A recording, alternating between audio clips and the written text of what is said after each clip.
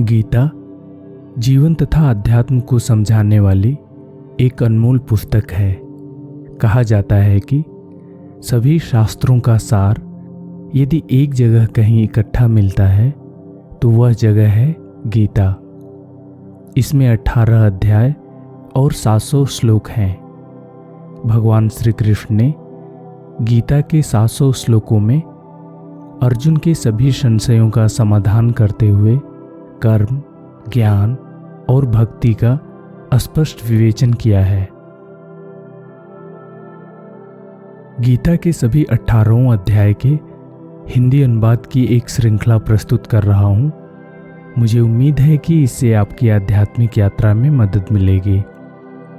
शुरू करने से पहले मेरा एक सुझाव है कि आप जब भी गीता को पढ़ें या सुनें तो उसे कोई धार्मिक पुस्तक समझकर या फिर द्वापर युग के देवकी पुत्र श्री कृष्ण और अर्जुन के बीच संवाद के रूप में न पढ़ें, बल्कि यह समझकर पढ़ें कि श्रीमद् भगवद गीता के माध्यम से सुप्रीम कॉन्शसनेस यानी ईश्वर जो इस ब्रह्मांड के धारण करता है, उन्होंने स्वयं मनुष्य के प्रश्नों के जवाब दिए हैं।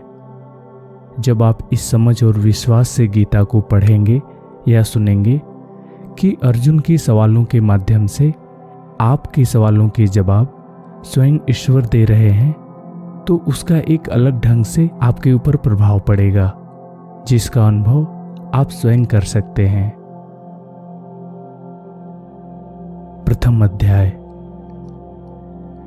धृतराष्ट्र बोले, हे संजय, धर्मभूमि कुरुक्षेत्र में एकत्रित युद्ध की इच्छा वाले मेरे और पांडु के पुत्रों ने क्या किया? संजय बोले, उस समय राजा दुर्योधन ने व्यूह रचना युक्त पांडवों की सेना को देखा और द्रोणाचार्य के पास जाकर यह वचन कहा, हे आचार्य, आपके बुद्धिमान शिष्य द्रुपद पुत्र धृष्टद्युम्न द्वारा व्यूहाकार खड़ी की हुई पांडु पुत्रों की इस बड़ी भारी सेना को देखिए। इस सेना में बड़े बड़े धनुषों वाले तथा युद्ध में भीम और अर्जुन के समान शूरवीर सात्यकी और विराट तथा महारथी राजा द्रुपद हैं।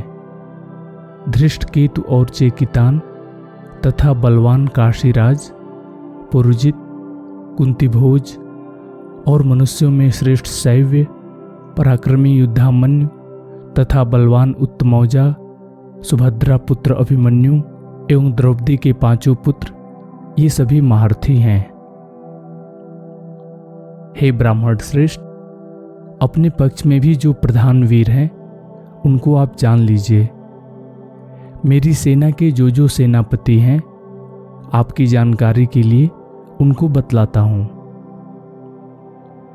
आप और पितामह भीष्म तथा कर्ण और संग्राम विजयी कृपाचार्य तथा अश्वत्थामा, विकर्ण और सोमदत्त का पुत्र भूरिश्रवा और भी बहुत से शूरवीर जिन्होंने मेरे लिए अपने जीवन की आशा त्याग दी है, अनेक प्रकार के अस्त्र शस्त्रों से सुसज्जित और सभी युद्ध में कुशल हैं।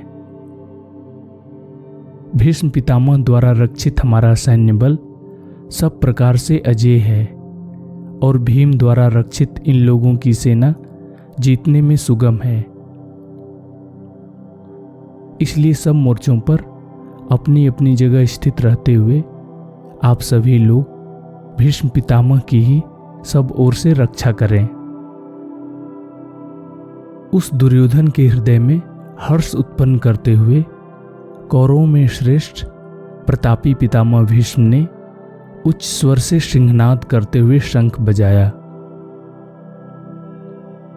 तब शंख और नगाड़े, ढोल, मृदंग और नरसिंहे आदि बाजे एक साथ ही बज उठे। उनका वह शब्द बड़ा भयंकर हुआ। इसके पश्चात सफेद घोड़ों वाले उत्तम रथ में बैठे हुए भगवान श्री कृष्ण और अर्जुन ने भी अलौकिक शंख बजाए।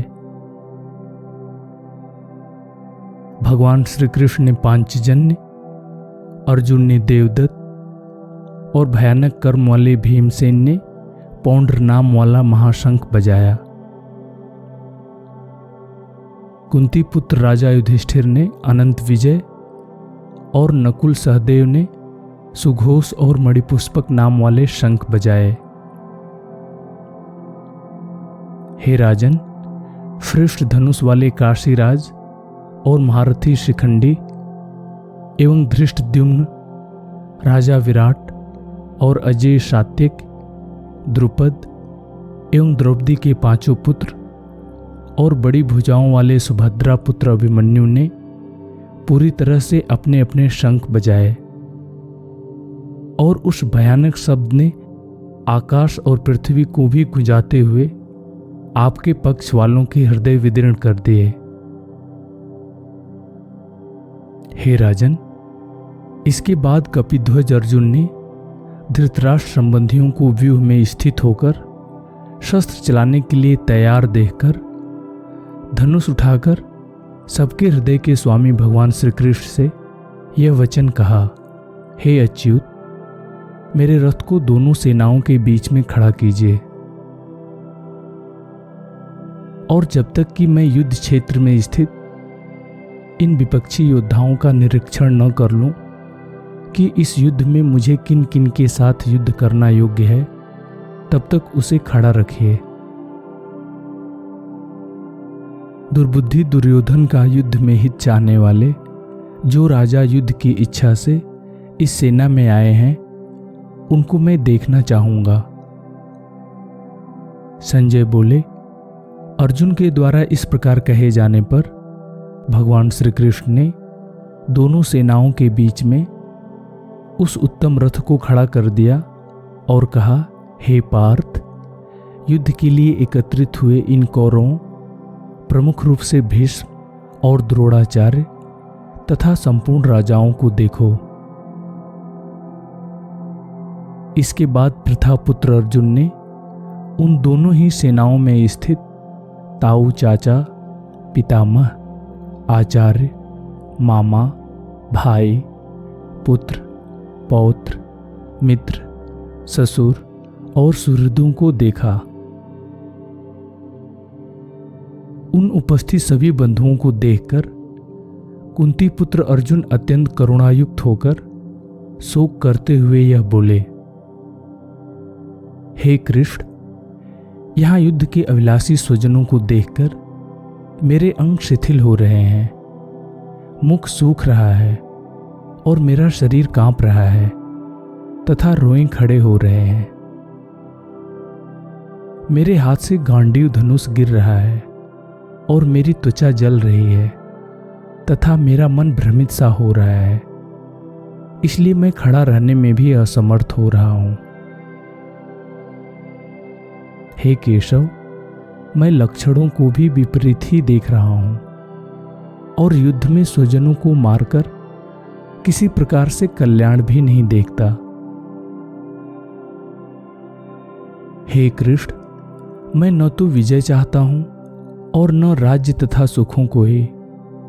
हे गोविंद, हमें ऐसे राज्य, भोग और जीवन से क्या लाभ है? हमें जिनके लिए राज्य, भोग और सुख आदि अभीष्ट है, वे ही सब धन और जीवन की आशा को त्याग कर युद्ध में खड़े हैं।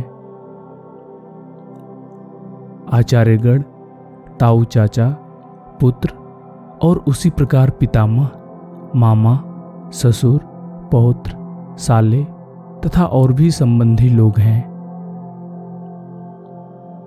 हे मधुसूदन, इनके द्वारा मुझे मारने पर भी अथवा तीनों लोकों के राज्य के लिए भी मैं इन सबको नहीं मारना चाहता, फिर पृथ्वी के लिए तो बात ही क्या है।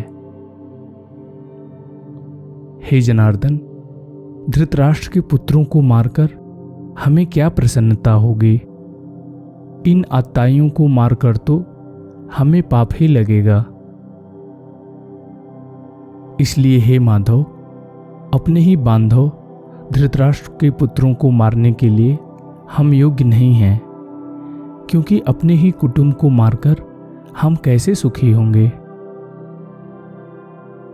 यद्यपि लोभ से भ्रष्टचित्त हुए ये लोग कुल के नाश से उत्पन्न दोष को और मित्रों से विरोध करने में पाप को नहीं देखते हैं, तो भी हे जनार्दन, कुल के नाश से उत्पन्न दोष को जानने वाले हम लोगों को इस पाप से बचने के लिए क्यों नहीं विचार करना चाहिए। कुल के नाश से सनातन कुल धर्म नष्ट हो जाते हैं और धर्म का नाश हो जाने पर संपूर्ण कुल में अधर्म बढ़ जाता है। हे कृष्ण, अधर्म के अधिक बढ़ जाने से कुल की स्त्रियां दूषित हो जाती हैं और स्त्रियों के दूषित हो जाने पर वर्ण संकर उत्पन्न होता है। वर्ण संकर कुल घातियों को और कुल को नरक में ले जाने के लिए ही होता है।